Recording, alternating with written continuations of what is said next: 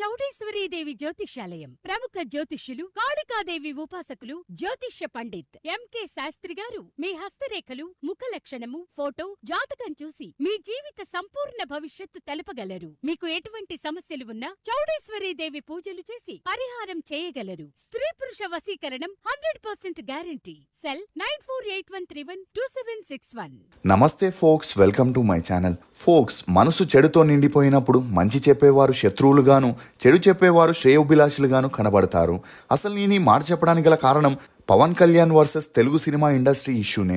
June 1 నుండి తెలుగు రాష్ట్రాల్లో థియేటర్స్ని close చేస్తామని ఎగ్జిబిటర్లు ప్రకటించడంతో ప్రొడ్యూసర్లు, డిస్ట్రిబ్యూటర్లు ఒక్కసారిగా షాక్ అయి ఏం చేయాలో తెలియని పరిస్థితుల్లో పడ్డారు. ఇక ఈ క్రమంలోనే ఆంధ్రప్రదేశ్ డిప్యూటీ సీఎం అయిన పవన్ కళ్యాణ్ తెలుగు ఇండస్ట్రీపై కన్నెర్ర చేసిన వ్యాఖ్యలు ఇప్పుడు అన్ని చోట్ల హల్చల్ అవుతున్నాయి. అలా తాజాగా ఒక స్పీచ్లో మాట్లాడిన పవన్ కళ్యాణ్, తెలుగు సినిమా ఇండస్ట్రీ నాదనుకుంటే నా సినిమాకే ఎసరు పెడతారా? ఇండస్ట్రీ నాకు ఇచ్చిన రిటర్న్ గిఫ్ట్కి చాలా థ్యాంక్స్. నా ఒరిజినల్ సినిమా ఎలా ఉంటుందో ఇకపై చూపిస్తా అంటూ ఇండస్ట్రీ పెద్దల్ని హెచ్చరించడంతో ఫిలిం ఇండస్ట్రీ నుండి పవన్ కళ్యాణ్ కాస్త వ్యతిరేకతను ఎదుర్కోవాల్సి వస్తుంది. అసలు థియేటర్లను ఎందుకు మూసేస్తున్నారు? పవన్ కళ్యాణ్ ఇండస్ట్రీపై ఘాటైన విమర్శలు ఎందుకు చేశారు? అల్లు అరవింద్ ఇమీడియట్గా ప్రెస్ మీట్ పెట్టాల్సిన అవసరం ఎందుకు వచ్చింది? నిజంగానే ఫిల్మ్ ఇండస్ట్రీలో పెద్దలు పవన్ కళ్యాణ్ని తొక్కాలని చూస్తున్నారా అనే నమ్మలేని నిజాల్ని ఈ వీడియోలో చెప్పడానికి నేను ప్రయత్నిస్తాను. మీరు మాత్రం ఈ వీడియోని పూర్తిగా చూడండి. వివరాల్లోకి వెళితే, ఒక సినిమా చేసేందుకు ప్రొడ్యూసర్ కోట్లలో డబ్బుని పెట్టి అందులో పనిచేసే 24 క్రాఫ్ట్స్కి రెమ్యూనరేషన్లు ఇస్తూ ఆ సినిమాని కంప్లీట్ చేస్తాడు.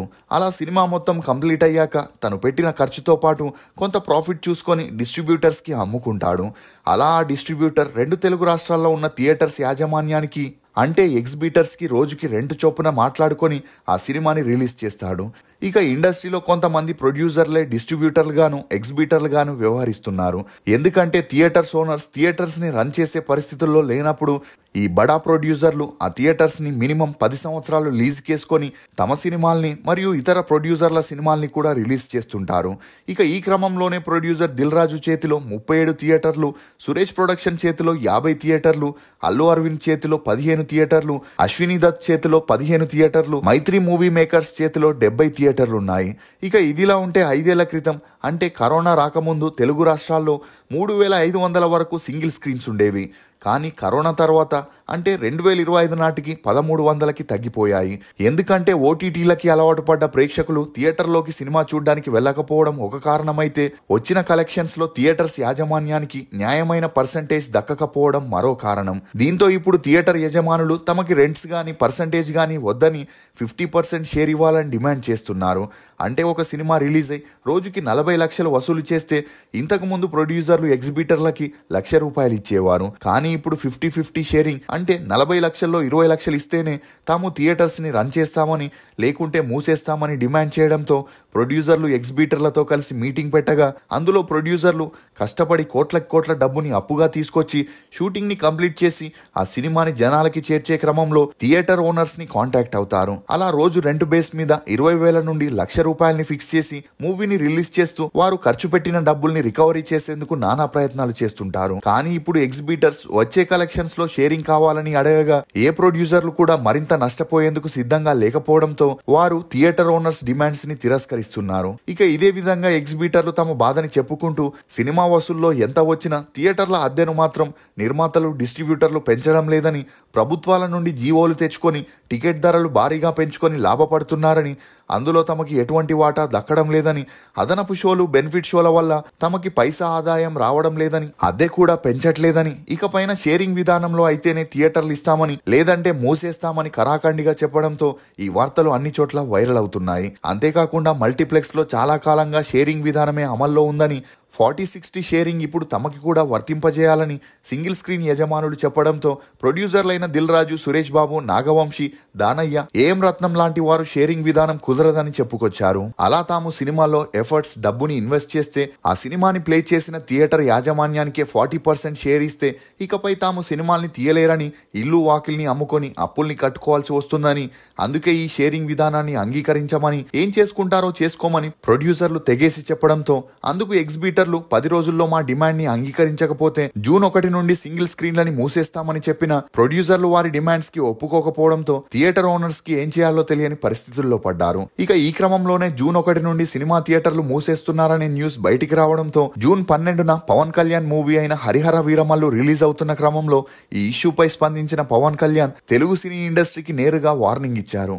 అలా హరిహర వీరమల్లు మూవీ విడుదలని అడ్డుకోవడానికే కొంతమంది ఇండస్ట్రీ వారు థియేటర్స్ బ్యాన్ అనే కుట్రని పన్నుతున్నారని, తను సినిమా రంగాన్ని ప్రోత్సహిస్తే తనకిచ్చే రిటర్న్ గిఫ్ట్ మాత్రం ఇదా అంటూ మీరిచ్చిన రిటర్న్ గిఫ్ట్ కి తగ్గట్టుగానే ఇకపై తన ట్రీట్మెంట్ ఉంటుందని పవన్ కళ్యాణ్ ఇండస్ట్రీపై ఉగ్రరూపం దాల్చాడు. అంతేకాకుండా కూటమి పాలన మొదలై ఏడాది పూర్తయిన సినిమా వారు సీఎం చంద్రబాబు నాయుడిని మర్యాదపూర్వకంగా కలవలేదని, తను సినిమా రంగం అభివృద్ధికి ప్రయత్నిస్తుంటే తన సినిమాలకి అడ్డంకులు సృష్టించి తన సినిమా భవిష్యత్తుని నాశనం చేస్తున్నారని, ఇకపైన సినిమా వారితో ప్రభుత్వం వ్యక్తిగత చర్చలు జరపవని, టికెట్ల అమ్మకాల్లో పన్నుల వసూల్లో ప్రభుత్వం ఇన్వాల్వ్మెంట్ ఉంటుందని, తాను చేసిన ఇన్వెస్టిగేషన్ లో థియేటర్లు మొత్తం నలుగురు చేతుల్లో ఉన్నాయని, వారే తన సినిమాని చంపేస్తున్నారని, తన సినిమా రిలీజ్ కి ముందే ఇలా థియేటర్లని బ్యాన్ చేయడం సహించనని చెప్పడంతో పవన్ కళ్యాణ్ వ్యాఖ్యల్ని విని ఇండస్ట్రీ పెద్దలు షాక్ కి గురయ్యారు. ఎందుకంటే గత ప్రభుత్వంలో ఉన్నప్పుడు పవన్ కళ్యాణ్ జగన్ పై మండిపడుతూ బెనిఫిట్ షోస్ లో సినిమా టికెట్ రేట్ల పెంపు విషయంలో ప్రభుత్వం జోక్యం చేసుకోకూడదని అప్పట్లో పదే పదే ఏకవచనంలో ప్రశ్నించి,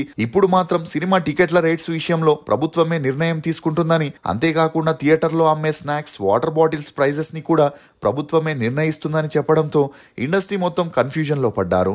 దీంతో ఈ విషయంపై ఇమీడియట్ గా స్పందించిన అల్లు అరవింద్, ఇండస్ట్రీలోని నలుగురు పెద్దల చేతుల్లోనే థియేటర్స్ ఉన్నాయని, ఆ నలుగురే అన్నీ చేస్తున్నారని, ఆ నలుగురి వల్లే సినిమాలు కిల్ అయిపోతున్నాయని, నిజానికి ఆ నలుగురిలో తాను లేడని, కోవిడ్ టైంలో థియేటర్ నుండి తాను బయటికి వచ్చేశాడని, తెలంగాణలో తనకి ఒక్క థియేటర్ కూడా లేదని, ఉన్నది AAA థియేటర్ మాత్రమేనని, ఆంధ్రప్రదేశ్ లో మాత్రం తనకి 15 థియేటర్లు లీజుకున్నాయని, కొద్ది రోజుల్లోనే ఆ లీజ్ కూడా ముగుస్తుందని చెప్పుకొచ్చాడు. అంతేకాకుండా థియేటర్లకి సంబంధించిన మీటింగ్స్ కి తను వెళ్లట్లేదని, ఎందుకంటే థియేటర్స్ కష్టాల్లో ఉన్నట్లయితే ప్రొడ్యూసర్ కౌన్సిల్ తో లేక గిల్డ్ తో డిస్కషన్ చేయాలి, అది కుదరకపోతే ప్రభుత్వం వద్దకైనా వెళ్లాలి గాని ఇలా ఏకపక్షంగా థియేటర్స్ ఓనర్స్ అందరూ మూసేస్తామని చెప్పడం తనకి చిరాకు కలిగించిందని, అందుకే తను మీటింగ్స్ కి వెళ్లట్లేదని, ఇప్పుడున్న టైంలో హీరోయిన్ల రెమ్యూనరేషన్లు ఆకాశాన్ని తాకుతుండడంతో సినిమా మేకింగ్ టేకింగ్ అనుకున్న బడ్జెట్ కన్నా ఎక్కువై అప్పులు చేసి మరీ సినిమాల్ని కంప్లీట్ చేసిన ఓటీటీకి అలవాటు పడ్డ ప్రేక్షకులు థియేటర్ కి వచ్చే పరిస్థితులు లేకపోవడంతో చాలా మంది ప్రొడ్యూసర్లు మూవీస్ చేయడమే మానేశారని, అందుకు తోడు ఇప్పుడు థియేటర్ ఓనర్లు ఇలా బ్లాక్మెయిల్ చేయడం చూస్తే